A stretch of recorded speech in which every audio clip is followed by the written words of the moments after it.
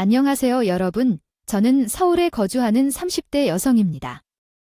세상에는 정말 다양한 사건들이 벌어지지만 저에게는 역대급으로 황당한 일이 있어서 이 채널을 찾아왔습니다. 결혼을 준비하면서 싸움도 많이 하고 중간에 파혼할 때도 있고 한다고들 하는데 차라리 파혼이 낫겠다는 생각이 들었던 밤이었어요.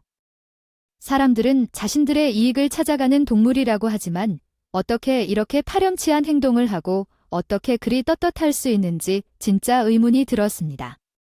조상신이 조금만 일찍 도와주셨더라면 제게도 다른 결말이 기다리고 있을지도 모르겠네요.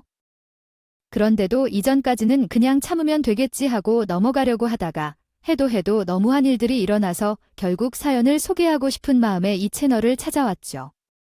남편과의 연애는 남들만큼 행복하고 서로를 아껴주면서 지냈는데 결혼을 결심하게 되었습니다. 사실 큰 이유는 없었어요. 나이도 어느 정도 가고 주변에서 결혼 언제 할 거냐고 자주 물어봐서 결정했죠. 서로를 잘 알고 있다고 생각했기에 결혼식을 올리는 것이나 프로포즈를 할 필요를 느끼지 않았어요. 그냥 자연스럽게 결혼을 준비하게 되었습니다. 여러분 모두 결혼 준비를 시작하고 가장 행복했던 것은 몇 년 전에 저희 부부가 청약에 당첨되어 자가 집을 갖게 됐다는 것이었습니다.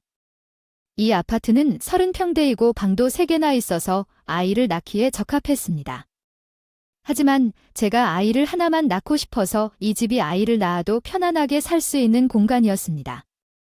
결혼을 하고 나니 집 문제는 해결되어 있어서 준비할 때 많은 골머리를 써야 할 필요도 없었고 다툴 일도 없을 것 같아 정말 마음이 편했습니다. 하지만 시댁의 입장은 다를 수 있었는데 결혼식 날짜에 대해 상의하기 위해 만난 자리에서 어려움을 겪게 되었습니다. 저는 시부모님들이 그렇게 쉽게 당당하게 요구한다는 것을 할 줄 몰랐어요.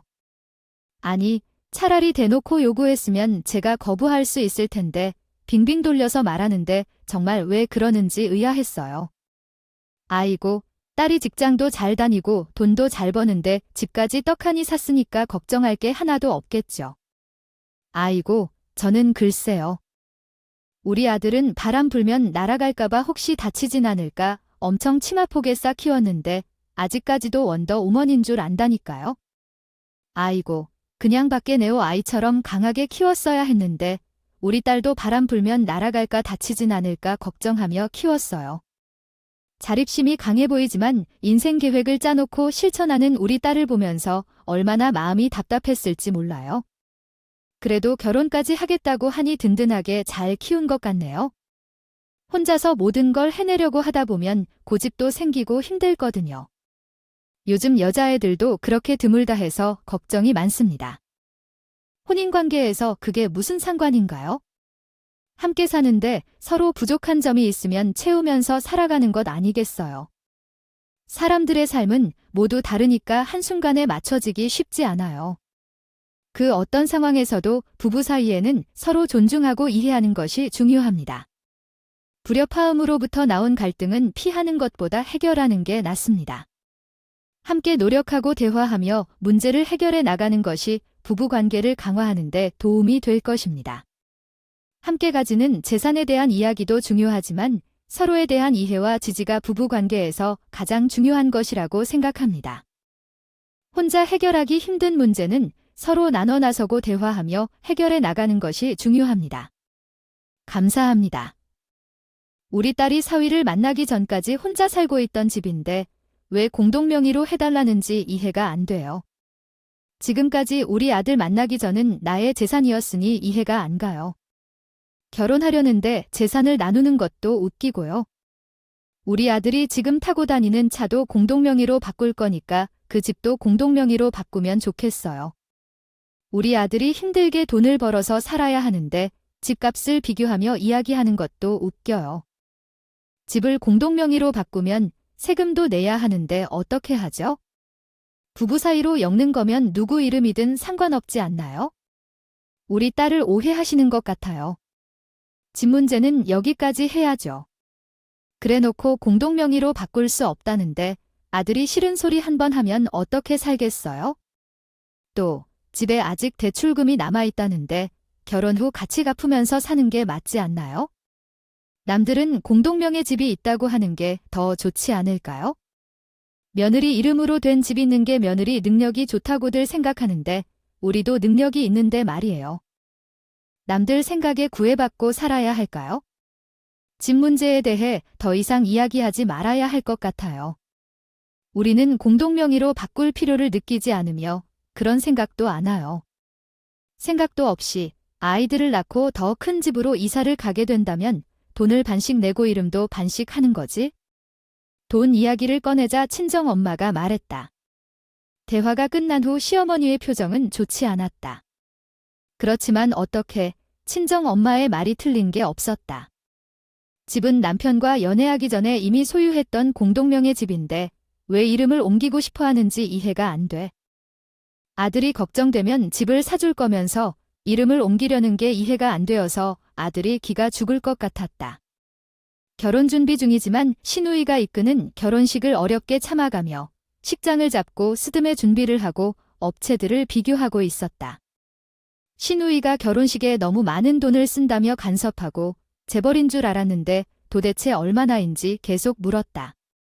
재벌가와 결혼식을 준비하면서 소수의 손님만 초대하고 스몰 웨딩으로 하겠다고 했는데 이렇게까지 방대하게 준비를 한다니 진짜 돈이 많겠네요.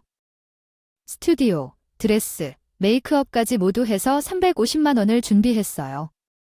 식장은 제 부모님이 다니시는 교회에서 하려고 하는데 아니 이게 무슨 재벌가와 결혼식 같다고 하고 그러더라고요. 이 정도면 제 친구들은 엄청 싼 가격으로 준비했다고 하던데 우리는 직접 발로 뛰어다니며 일일이 가격을 비교하고 결정한 거예요. 진짜 재벌가들은 해외에서 어마어마하게 준비할 테지요. 아이고, 그렇다는 말이죠. 나는 그렇게 돈을 쓰면서 결혼식을 못 하겠는데 그 돈이면 차라리 전자제품 하나 더 사는 게 나을 것 같아요. 드레스 빌리고 메이크업 하는 것이 대수가 될까요? 그렇게 돈을 쓰는지 모르겠다. 그렇다는 거죠? 너희도 뭐, 나 따라서 하라는 게 아니긴 한데 내가 보기에는 이런 것들이 다 사치 아니겠어요. 결혼식 당일에 어차피 신부의 얼굴이 기억이나 한다고 그냥 뷔페가 맛있었냐 맛 없었냐 그런 것만 기억하겠지. 결혼식이라는 게 진짜 쓸데없는 일이에요. 몸만 피곤해지고 그렇게 말을 하면서 결혼식 준비에 시비를 걸길래 왜 그러는 건지 했더니 우리 신부 사고를 쳐서 결혼을 하게 됐다고 하더라고요. 신부가 사고를 쳤을 당시만 따지고 보면 저와 남편이 연애를 시작하기 전의 상황이었어요. 저는 전혀 모르고 있었죠. 저와 남편이 연애를 시작했을 때는 이미 신부가 결혼을 한 후였기 때문에 저는 신부가 결혼식을 잘 올릴 것이라 생각했어요. 저는 남편과 결혼식을 준비하는 동안 참견을 많이 했었죠. 많이 해봤더니 아는 게 있을 줄 알았는데 전혀 그렇지 않았어요. 신우가 하나하나 언급하며 간섭한 이유는 글쎄 결혼식도 못 올리고 아이를 낳는 바람에 결혼을 한 상황에서 바쁘게 애 키우느라 너무 바빠 죽겠다는데요. 제가 정성스럽게 준비해서 결혼을 한다는 것 자체가 어색했던 것 같아요. 한마디로 나는 해본 적도 없는데 내가 그렇게 해? 하는 마음이 집을 잡았던 것 같아요. 메이크업은 비싸게 할 필요가 없을 것 같다고 생각했고 한복을 왜 사냐고 하는데 그냥 빌리면 되지 않을까 하고 말이에요. 명절에 한복 입을 일이 없으니까요. 그리고 이렇게 아름다운 한복은 더 이상 입을 일도 없고 임신하고 출산하면 살이 찌어서 몸매가 바뀌는데 지금 입는 옷도 안 맞게 되면 버려야 하니까 다 싸게 하는 게 좋다고 해요. 아, 저 형님, 제가 다 알아보고 준비하고 있으니 형님 결혼식 때는 이런 식으로 하세요. 제 결혼식은 제가 원하는 대로 준비해서 할 거예요. 너무 참견하시면 불편하니까 말입니다. 신우가 속단 것을 마음이 아파했겠죠. 세상에 가치 있는 결혼식을 올리기 위해 애쓰는데 그 노력이 상처가 되었던 모양입니다. 정말이었으면 안 좋겠네요. 신혼 여행지 선정대 신혼 청라도 최고죠. 요긴한 정보였죠? 감사합니다. 그렇게 말씀하시는 것도 아니지만 그러한 말씀을 하신다는 것 자체가 정말 어이가 없었고요. 더 억울한 점은 화려하게 준비하고 있는 게 하나도 없다는 것이었습니다. 저는 말이에요. 결혼 후에도 임신하셨기 때문에 무리하실 수 없어 부산으로 여행을 다녀왔는데 너희들은 일부러 나를 따라 유럽으로 가는 것인데 나도 유럽으로 가고 싶었는데 내 동생에게도 이야기했는데 어떻게 너희들이 유럽으로 신혼여행을 갈 수 있어? 그것이 나를 따라가는 거 아니냐. 우리도 유럽에 다녀본 적이 없어서 신혼여행을 계획했어요. 왜 너희가 일부러 내 따르러 유럽으로 신혼여행을 가는 거야? 나에게 자격지심이 없고 결혼 준비를 하다 막히는 형님이 더 이상해. 우리는 그냥 가고 싶은 곳으로 가는 것뿐이에요. 내 동생에게 유럽 여행을 얼마나 많이 검했는데 부러워서 너희들의 신혼여행 가면서 나도 유럽 여행 좀 보내줘라고 부탁하니 패키지 가격도 비싸지 않은데 인심을 좀 보자고. 왜 우리에게 부탁하냐고 말하시는지요? 너희도 결혼 준비를 열심히 하고 있잖아. 말이 안 돼? 남편이 안 보내주니까 하는 소리 해? 애 키울 돈도 없다고 시간도 없다 해? 그럼 유럽은 죽어도 못 간다고 그래요? 제가 서러워서 정말 그럴 만한 이유 같은데 나중에 애들이 커서 둘이 다녀오면 되겠네요. 지금부터 매달 10만 원씩만 적금에 넣어도 충분히 다녀올 수 있겠네요. 10만 원 정기 예금만 있을 뿐이라며 여유가 없어 하는데 왜 하루라도 놓치고 싶지 않은데 너희들만 즐기는 것 하나 해주면 될 것 같아. 나도 유럽으로 가려고 하는데 왜 내게도 송금해주지 않는지 진짜 이해가 안 갔어요. 더 기이한 사실은 남편이 옆에서 아무 말도 하지 않고 가만히 구경만 하고 있었던 거였어요. 제가 어이가 없어서 남편 옆구리를 찔러뒀는데 제발 말이라도 해서 너희 눈에 보이게 해줘. 억지로 소리대는 신이라도 되어서 말리면 안 되겠어요. 남편이 안 보내주는 이유도 있을 거지만 조카가 아직 아기인데 어떻게 제가 애를 놓고 유럽 여행을 가겠어. 현실적으로 그럴 수도 없는데 한 주만 보내줘.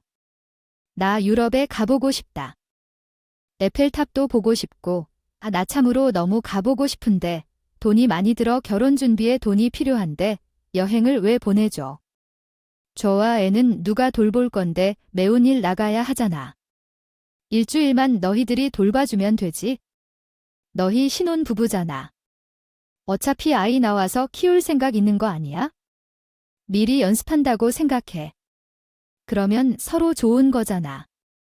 나는 걱정 없이 유럽 여행 다녀올 수 있고 너희는 미리 애 키우면서 부부 여행 연습할 수 있고 우리도 결혼 준비해야 돼서 여유가 없다고.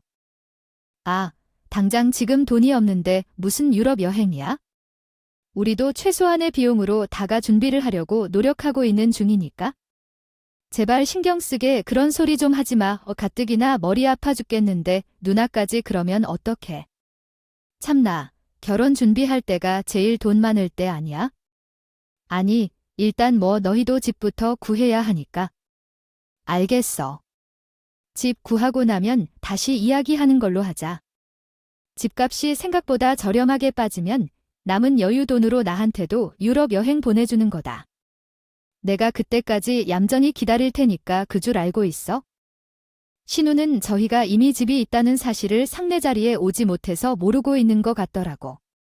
저는 사실 집이 이미 있다고 말하면 신우가 유럽 여행에 대한 2차전을 시작할 것 같아서 입을 꾹 다물고 집 이야기에 대해 모르는 척단청을 부렸는데 옆에서 가만히 듣고 있던 시어머니가 갑자기 입을 열어 검은고를 만들더라고. 그 집 때문에 내가 아주 속상해 죽겠다.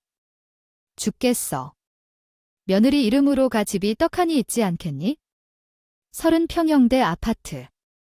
그것도 신축의 방도 3개나 딸려있는 아이. 근데 글쎄 그걸 공동명의를 안 해주겠다고 버티는데.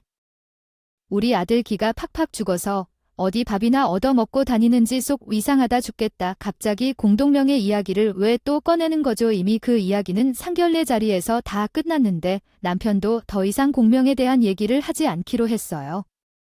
내가 오죽 속 이상하면 이렇게까지 얘기를 하겠어요. 그 집을 굳이 이름으로 들고 있어봐야 뭐가 좋다고 아이고. 그 집을 이미 가졌다고? 그것도 올케 이름으로? 다 가지고 있다는 거니?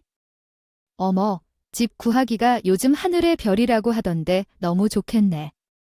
집까지 떡하니 있으니까 말이야. 아, 근데 신혼부부가 둘이 사는데 30평 아파트에서 살 필요가 있어?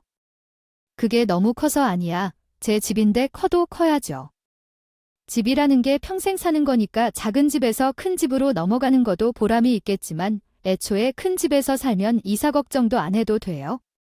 그리고 30평 아파트가 큰 것도 아니랍니다. 살다 보니까 짐이 늘어나서 그런지 공간이 부족하게 느껴지기도 하고요. 집이 넓어봐야 청소하기 어렵지. 둘이 사는데 30평 아파트도 크면 크네. 너희 애도 하나만 낳을 거라던데 듣던 대로 하나만 키우고 살 생각이에요. 애 키우면서 살기도 벅찬 세상이라고 말이죠. 애 키우는데 들어가는 돈이 어마어마하다고 하던데 형도 애가 나와봐서 알잖아요. 그랬더니 신우가 중얼거리면서 그래야겠네요. 아무튼 그날 시댁에서 밥을 먹자고 해서 간 자리였는데 밥을 입으로 먹는 건지 코로 먹는 건지 유럽 여행 타령의 공동명의 이야기까지 나오면서요. 나는 혼란스러웠다.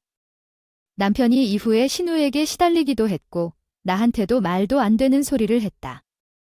우리가 조카를 돌볼 수 있는 주말이 얼마나 소중한지 모르는 건지 유럽 여행을 가는 누나를 도와주는 것조차 문제가 된다는 것에 황당했다. 남편은 우리 돈으로 유럽 여행을 떠날 뿐만 아니라 조카까지 돌봐달라고 할 정도로 이상한 생각을 품고 있었다. 하지만 난 달랐다. 남편보다 더 벌고 더 책임감 있게 살아가고 있었다. 남편의 자만심에 고개를 갸우뚱거리며 이해할 수 없었다. 자기가 남편에게 이혼을 고려해보라고 건의한 이유에 대해 설명하면서 그 후에 새 집을 장식하며 발생한 일에 대해 이야기했습니다. 집에서 신혼집으로의 변화를 설명한 후에는 남편과 함께 집을 꾸미는 과정에서의 상황에 대한 이야기를 포함했습니다. 그럼 소리 좋고 옳게 너무 실제로 모르면 무지해서 확인해봐라. 흰색 하나 사용해보아도 소용없다. 벽에 낙서하거나 난리치기 쉽다. 흰색 벽을 어떻게 관리해야 할지 페인트를 사용하거나 관리하면 된다. 나한테 맡겨주면 돼. 너무 참견하지 말아줬으면 좋겠어. 내 집이니까 벽지 선택하는 건 내가 옳지 않을까? 말을 하면서 전부터 싹 비워질 것 같다. 그런데 집 좋다. 룸이 아이들 있으면 딱인데 여기 방은 옷이나 아이들 방으로 딱이네. 마스터룸 사이즈도 좋다. 청소하기에 딱 좋을 거다. 집 구조도 좋다. 이런 집은 가격이 얼마나 될지 모르겠지만 청약을 통해 들어간 거라 비싸진 않았어. 형님도 그렇게 말하지 말고 청약 통장은 잘 가지고 있어야 해. 나는 다른 사람에게 그러지 말고 서울에서 얻게 된 건 운이 좋은 거지만 형님은 사실 지방으로 내려와도 상관없어. 그것도 잠금을 해야 하지만 돈이 있어야 가능해. 아유, 올케가 운이 좋고 인생도 탄탄해서 너무 부러워. 집을 구경하면서는 덜 실감이 나는 말야. 사고 치고 돈 없이 결혼해서 시작했고 결혼식도 못 올렸어. 게다가 시댁에서 엄청 구박을 받았고 아들 타령을 하면서 계속 잔소리를 해야 했어. 아휴, 집도 없고 월세로 사는데 지금 나가는 돈이 어마어마하다. 청약 통장을 만들어야 하는데 돈이 없어서 지난번에 해지했거든. 그러니까 저한테 돈이 여유가 안 되니까 힘들다. 너는 돈을 어떻게 그렇게 많이 모으는 거니? 직장 생활을 하면서 모은 돈이 있지만 우리 신우는 결혼 전에 아르바이트를 하거나 경력이 없다고 말했어요. 신우와 제 상황이 다르기 때문에 모은 돈도 다르고 그 격차는 점점 벌어지고 있었어요. 시댁에서는 결혼식이 얼마 남지 않았기 때문에 혼인신고를 미리 하는 것이 좋다고 이야기했어요. 대부분의 혼인 부부 혜택은 주택대출과 관련이 많은데 저희에게는 별로 도움이 되지 않았어요. 그래서 그저 대담만 했는데 계속해서 혼인신고를 빨리 하라는 이야기를 들었어요. 결국 퇴근 후 남편과 함께 구청에서 혼인신고를 했고 결혼 준비를 마치고 결혼식을 앞두고 맞이했어요. 결혼식이 끝나고 나서는 남편과 함께 청첩장을 돌리러 다니느라 정말 바빴어요. 두 번은 결혼을 못한다고 해도 이렇게 일일이 인사를 해주고 싶지 않았어요. 필해야 할 것도 많고 사람들에게 챙겨줘야 할 것도 많은데 하루가 어떻게 흘러가는지도 모르고 시간이 지나가는데요. 저희는 또 직장인이라 보니까 시간이 너무 한정적이라고 남편이랑 저랑 둘 다 발에 땀이 나게 청첩장을 돌리고 밥을 사고 주변에서 축하 인사도 일일이 답장을 해야 하고 솔직한 말로 결혼을 한다고 하니까 제 친구들은 제가 좀 아깝다고 하고요. 남편 친구들은 마누라 잘 얻어서 장가간다고 했다고 하더라고요. 제가 또 전문직에 있다 보니까 정년도 길고 돈도 꽤 잘 벌었으니까 시댁에서는 근데 이것조차도 별로 마음에 들지 않았어요. 여자가 적당히 벌면 됐지 뭐 그렇게 벌어야 남편보다 많이 벌면 안 되는 법이야. 우리 아들 아주 기를 팍팍 죽이겠어. 절대로 우리 아들 돈 가지고 귀 죽이지 말아라. 우리 아들 하고 싶은 거 다 하고 서계 옆에서 적당히 내줘도 해주고 그래야 하는 법이야. 그게 여자가 할 일이다 알겠지? 시어머니 잔소리 정말 귀에 딱지가 안 떨어진다는 말이 무슨 말인지. 알겠어요. 제가 오죽하면 시어머니 만나고 나와서 남편에게 이야기를 했어요. 결혼하고 나서도 난 이 어머님이 자꾸 잔소리를 하시면 나 더 이상은 못 참아 자꾸 나한테 좋은 소리는 안 해주시고 잔소리만 하셔. 결혼해도 저러면 나 그냥 시댁에 플러그를 끊어버릴 거니까 당신이 적당히 자제를 하던가 나한테 시댁에 가자고 말하지 마. 남편도 별말 못하고 알았지. 결혼식 당일이 되었고 정말 마음이 술렁이며 결혼식을 올렸어요. 밥도 먹을 시간이 없을 정도로 분주했어요. 결혼식이 끝나고 나서는 남편과 함께 청첩장을 돌리러 다니느라 정말 바빴어요. 두 번은 결혼을 못한다고 해도 이렇게 일일이 인사를 해주고 싶지 않았어요. 고통스러운 결혼식을 참고 유럽으로 떠나신 새댁의 이야기인가요? 결혼식 후 유럽으로 떠나 푹 쉬시고 즐기는 모습이 너무 행복해 보입니다. 이탈리아에서의 일주일간의 신혼여행은 정말로 즐거우셨을 것 같아요. 시어머니의 기다리던 전화로 약간의 혼란이 있었을 수 있지만 원래 신혼집에 들어가느라 조금 벅차기도 합니다. 앞으로의 신혼생활이 더욱 행복하고 화목하길 빕니다. 신부와 시댁 사이에서의 조정도 중요하겠죠. 아무쪼록 행복하세요. 샴페인 잔 그래? 진짜 공항에서 택시를 타고 여기 왔더니 얼마나 피곤한지 몰라. 시어머니가 나를 안 좋게 취급하고 있다니 아주 짜증나. 남편도 뭐 기분 탓이라고 그렇게 놓는 것 같아. 어찌 할 수 없이 시댁까지 왔는데 갑자기 시작하는 서울교. 신혼부부끼리야말로 각기 다른 환경에서 왔으니 얼마나 어려울지. 아무튼 우리는 서로 잘 해내려고 해야 해. 가족과 가족의 만남이라는 얘긴데 중심을 잡고 이해하려고 노력하는 게 중요하대. 사실 상대가 이해 안 해주듯 삐지면 안 되고 무엇이든 양보하며 살아가야 되나 보다. 몸이 피곤해서 누워도 못 쉬니까 시댁에서 온 그 녀석들의 설교에 아주 피로한 데서 졸랐어. 비행기에서 보낸 시간도 얼마나 긴데 진짜 피곤해서 못 쉬는 나는 정말 어떡하나. 그냥 대충 대답하고 씻으러 들어갔다. 정말로 세상 모르게 시댁에서 잠이 들었다. 다음 날 아침에 일어나서 집으로 가려고 했지만 시어머니가 붙잡았다. 그렇게 급해서 신혼집으로 가려고 한다며 저녁까지 먹고 하루 더 자고 가라고 했다. 어차피 내일 출근도 하지 않을 텐데 하루 더 자고 가라고 했다. 식사를 한 뒤 집에 정리할 것이 많아서 이만 가겠다고 말했다. 어차피 너희들은 내일 출근도 안 할 텐데 하루 더 자고 가라고 했다. 하루만 더 자고 가라고 했지만 결혼을 시키면 왜 저리 붙잡아 두는지 이해가 안 된다고 했다. 택시를 타고 신혼집에 도착했다. 하지만 집에 돌아가니 신발이 우르르 있었다. 가구들은 제가 사용했던 것으로 채워져 있었는데 모르는 전자제품이나 가구들이 섞여 있었다. 공기청정기를 사용하지 않았지만 거실에 놓여 있었다. 더 이상 참을 수 없을 정도로 소름 끼치는 일이었다. 집에서 아이 울음소리가 들렸고 신우가 갑자기 나타났다. 아마 왔다. 우리에게 인사를 하려나 보다. 필요 없어도 여기까지 왜 왔어요? 그러니까 잠시 들어와요. 엄마 집에서 밥을 먹고 왔으니까. 이게 무슨 얘긴지 전혀 이해가 안 가네요. 우리 집에 우리가 온 건데 왜 형님이 나와요? 그리고 왜 우리가 형님한테 인사를 해야 하죠? 지금 우리 집에서 뭐 하시는 거죠? 우리 엄마는 아무 말도 하지 않았어요. 아이고, 엄마가 얘기했겠죠? 중요한 걸 나한테 맡기네요. 제가 무슨 얘기인지 영문 모르겠어서 어리둥절해 하고 있는데 남편은 우물쭈물하고 있어요. 무슨 새한 느낌이 들었는지 남편에게 말해보니까 내가 뭘 알고 있는 게 있잖아. 말해봐. 너 뭐 알고 있는 게 있어? 하니 그때서야 남편이 상을 추라우는 말을 했어요. 그게 말이라고요? 이 집에서 우리 누나가 살기로 결정했어요. 우리 가족끼리 합의한 거예요. 내가 말한 줄 알았는데? 키가 너무 지나치게 작아서 그런지 말을 못한 건가 봐요. 이 집에서 내가 살기로 했는데 너희들은 이미 혼인식도 올리고 다 한 것 같아. 어떻게 해야 할까요? 이 집에 내 짐도 다 들어왔는데 그런 줄도 모르고 너희들은 다시 엄마 집으로 돌아가면 돼. 참 도둑놈도 이런 도둑놈들이 다 있나. 내 집인데 지금 뭐라고 하는 거지? 이런 소리 하는데 당장 나가요. 내 집에서 당장 나가라고 해요.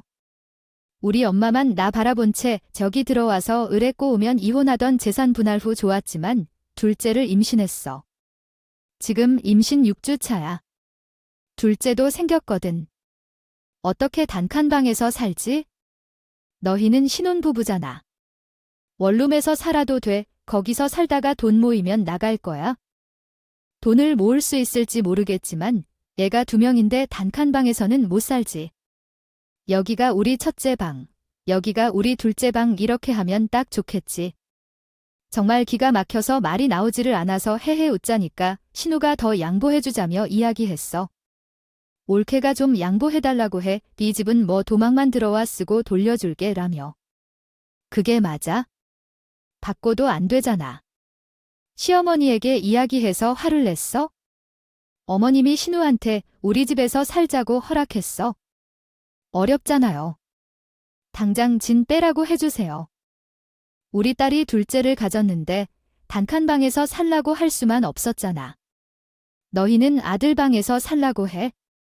애 둘 쓰려는데 그때까지만 견뎌. 우리가 결혼식 때 양보했잖아. 정말 어이가 없어서 웃음이 나와. 결혼식은 왜 대수라고 생각해? 우리 부부 아직 신고도 안 한대. 그냥 없던 일로 생각하자. 신혼여행은 잘 다녀왔던 것처럼 생각해야지. 이렇게 끔찍한 아들은 반품할 거야. 잘 당신이 받았는데 우리 결혼신고를 하지 않았다고 아이 너희 결혼신고하러 갔잖아. 나는 우리 아들이 구천에 간다고 했는데 결혼신고를 왜 하지 않았냐고 말이야. 가긴 갔죠. 갔는데 결혼신고도 할 수 있는 시간이 있었대요. 저희가 너무 늦어서 못했어요. 퇴근하고 가니까 구청 직원들도 접수안 받는다 하더라고요. 신혼여행 다녀와서 오늘 연차 쓰기로 했었으니까 오늘 하려고 했죠. 남편이 그래서 자불안석이었다고 해요. 저희가 결혼신고를 아직 안 했으니까 그러니까 시어머니 눈치 보고 제 눈치 보고 시어머니가 그것도 모르고 하루만 더 있다가 가라고 붙잡으니 일단 어떻게든 면피를 해보려고 하루 더 자고 가자고 남편도 슬쩍 말을 했는데 저가 무시를 하고 신혼집에 오면서 모든 것이 밝혀지게 된 것이었죠. 저가 남편을 반품하다 하자 남편은 저에게 그 자리에서 무릎을 꿇으며 빌더 내가 잘못했어. 내가 우리 가족에게 휘둘리면 안 되는 거였는데. 우리 누나가 둘째가 줬다는데 그 좁은 집에서 살게 하는 게 좀 그랬어. 우리가 돈도 훨씬 잘 보니까 어떻게든 될 거라고 안이하게 생각했나 봐에 내가 미안해 이해해 주어. 우리 엄마가 어제 서로 잘 이해하고 살으라고 했잖아. 기억하지? 우리 눈에 돈 모으면 나간다니까 그때까지만 본가에 들어가서 살자. 진짜 기가 막혀 할 말이 없다. 야 양심이 없어도 너무 없는 거 아니냐. 너랑 시작부터 이러는데 어떻게 같이 살겠니? 그냥 조용히 파혼했다 삼치고 갈아서자. 각자 지인들한테 알아서 설명하고 우리 집에는 내가 가감없이 다 말할 테니까 걱정하지 말고. 무슨 소리를 하는 거야 나는 절대로.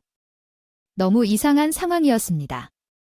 신혼여행을 다녀온 뒤 이혼을 하자는 것은 말이 되지 않죠. 혼인신고조차 하지 않았지만 부부로서 결혼식도 올렸으니 모든 것을 이해하면서 살아야 합니다. 그렇다면 왜 계속 이혼을 말하는 건가요? 상황을 철저히 이해했으면 좋았겠지만 상대방이 생각하지 못하는 것이 일입니다. 이혼이 너무 쉬운 것 같아요. 집을 끊는 직업도 아니지만 왜 이렇게 이혼을 반복하나요? 막상 집을 떠나려니 어디로 가야 할지 막막해요. 서로 이해하고 살자거나 같이 살까? 저도 현재로서는 집을 끊을 수는 없지만 청약 통장도 만들었으니 아주 잠깐만 같이 지낼게요. 이 정도까지 해주면서도 가족이 아니다라니? 짐을 빼라니 말에 진짜 어떻게 대응해야 할지 모르겠어요. 소리 지르고 부수고하는데 꿈쩍도 안 한다며 경찰을 부르게 되었습니다. 경찰이 나타나자 놀란 상대방은 제 이름으로 등기된 집인데 고소는 성립될 수 없어요 라고 하더군요. 그들이 그런 생각을 한 적이 없었던지 끝까지 견뎌내더라고요.